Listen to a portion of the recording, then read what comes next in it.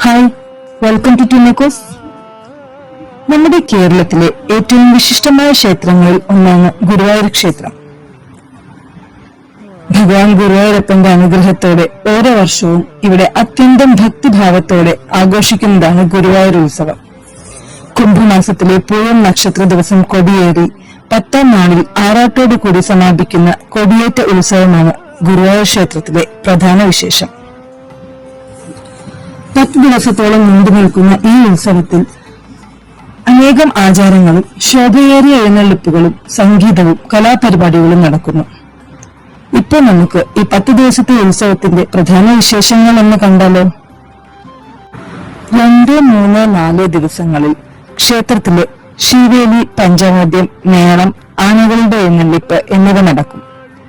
രാത്രികളിൽ വിവിധ കലാപരിപാടികളും ഭക്തിഗാനങ്ങളും ഉണ്ടാകും. ഗുരുവായൂർ ക്ഷേത്ര പരിസരം മുഴുവനും ഉത്സവം മൂടിലായിരിക്കും. 5ാം ദിവസം ആനയോട്ടം.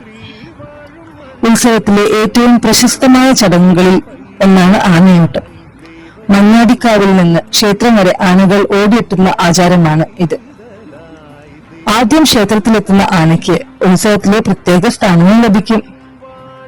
ഇനി 6, 7, 8 ദിവസങ്ങളിൽ കൂടുതൽ ഭംഗിയോടെ ശീവേലി, മേളം, ആനകളുടെ അലങ്കാരം, എഴുന്നള്ളിപ്പ് എന്നിവ നടക്കും.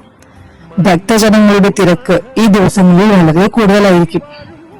9ാം ദിവസം പള്ളിവേട്ട.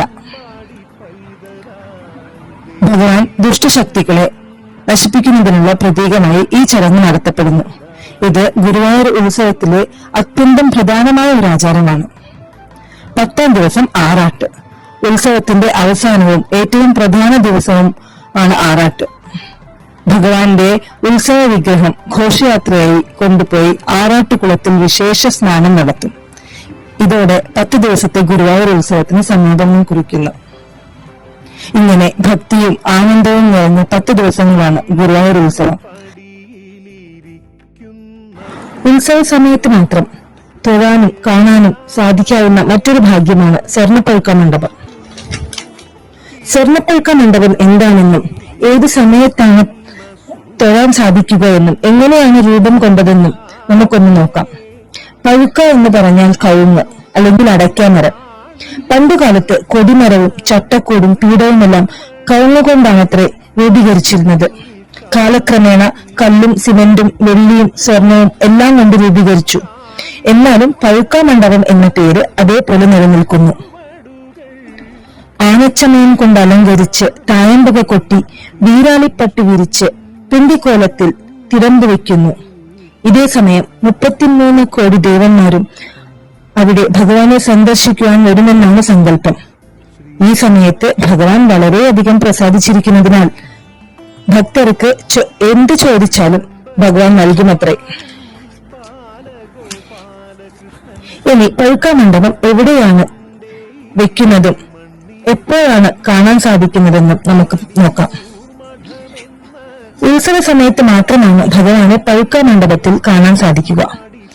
ഗുരുവായൂർ ക്ഷേത്രത്തിലെ വടക്ക് ഭാഗത്ത്, അതായത് ചന്ദനം കൊടുക്കുന്ന ഭാഗത്ത്, ഏകദേശം രാത്രി ഒരു 8:30, 9 മണിയോട് കൂടി എഴുന്നള്ളിച്ചു വെക്കുമത്രേ. ശ്രീഭൂതബലിക്ക് ശേഷമാണ് ഭഗവാനെ പഴുക്ക മണ്ഡപത്തിൽ എഴുന്നള്ളിച്ചു വെക്കുക. അത് രാത്രി ഒരു 12:30 വരെയൊക്കെ ഉണ്ടാവുന്നതാണ്. ഭക്തർക്ക് രാത്രി 12:30 വരെ കാണാൻ ഉള്ള അവസരമുണ്ട്. അതിനുശേഷം വിളക്കെഴുന്നള്ളിപ്പാണത്രേ. ഗുരുവായൂർ ക്ഷേത്രത്തിലെ ഉത്സവത്തിന്റെ അവസാന ദിവസം നടക്കുന്ന പ്രധാന ചടങ്ങാണ് ആറാട്ട്. അന്നേ ദിവസം ഗുരുവായൂരപ്പന്റെ ഉത്സവ വിഗ്രഹം ആനപ്പുറത്ത് എഴുന്നള്ളിച്ച് ഭക്തരുടെ ഘോഷയാത്രയോടൊപ്പം ആറാട്ട് നടത്താൻ കൊണ്ടുപോകുന്നു. ആറാട്ട് കാണാൻ എത്തിയ ഭക്തർക്ക് മാത്രം കാണാവുന്ന ഒരു സൗഭാഗ്യമുണ്ട്: ഗുരുവായൂരപ്പന്റെ പഞ്ചലോഹത്തിടമ്പ്. എല്ലാ ദിവസവും ശീവേലിക്ക് നമ്മൾ കാണുന്നത് ഭഗവാന്റെ സ്വർണ്ണത്തിടമ്പാണ്. ആറാട്ട് ഒഴികെയുള്ള എല്ലാ ദിവസങ്ങളിലും ഭഗവാന്റെ പള്ളിവേട്ട സമയത്തും എഴുന്നള്ളിപ്പിക്കുന്നത് സ്വർണ്ണത്തിടമ്പാണ്. ആറാട്ട് ദിവസം മാത്രം പുറത്തെടുക്കുന്ന ഭഗവാന്റെ പഞ്ചലോഹത്തിടമ്പാണ് ഭക്തർക്ക് കണ്ടു നമസ്കരിക്കാനുള്ള ഭാഗ്യം ലഭിക്കുന്നത്.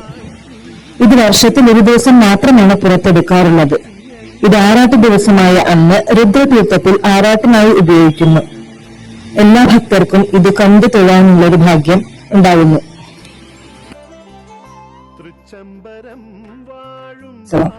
ഭഗവാൻ ഗുരുവായൂരപ്പന്റെ അനുഗ്രഹം എല്ലാവർക്കും ലഭിക്കട്ടെ. ഈ വീഡിയോ ഇഷ്ടമായെങ്കിൽ ലൈക്ക് ചെയ്യാനും ഷെയർ ചെയ്യാനും മറക്കല്ലേ. Thank you.